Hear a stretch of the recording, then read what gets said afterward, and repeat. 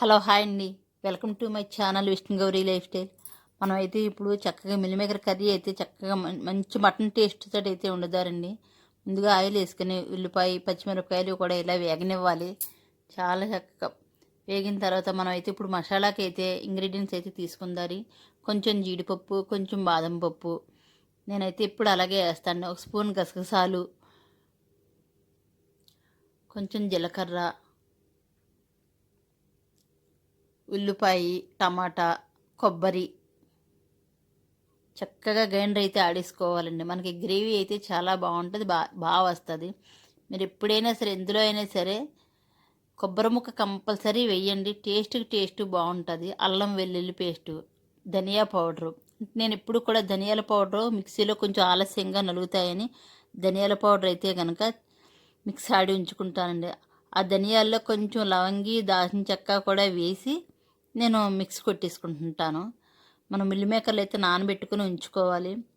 స్పీడ్గా చేయాలంటే వేడి నీటిలో నానబెట్టుకోండి, ఒక్క నిమిషంలో నానిపోతాయి.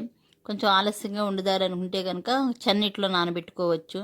చూసారు కదా, మనం గ్రైండ్ చేసుకున్నది మిక్సీ పట్టిందంతా కూడా ఇలా వేగనివ్వాలి. చూడండి చక్కగా అయితే వేగుతున్నదో. ఇలా వేగిన తర్వాత మనం అందులోని కొంచెం కారం, సాల్టు, పసుపు వేసుకోవాలి.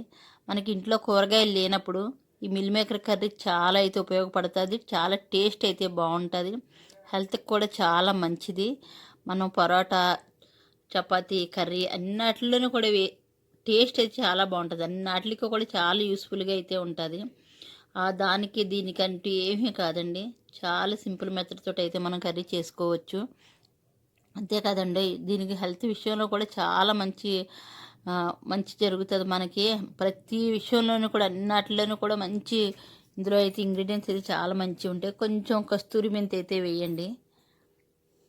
చూసారు కదా, ఇలా కాసేపు మసాలా మగ్గనిచ్చిన తర్వాత మిల్ మేకర్స్ అవన్నీ కూడా వేసి వాటిని కూడా కొంచెం మసాలా పట్టించి బాగా మగ్గనివ్వాలండి. మగ్గిన తర్వాత అప్పుడు మీరు కొంచెం వాటర్ వేయాలి. మగ్గబెట్టకుండా మసాలా వేగకుండా అయితే వేయకూడదు, పచ్చివాసన వస్తుంది. చూడండి చక్కటి కర్రీ.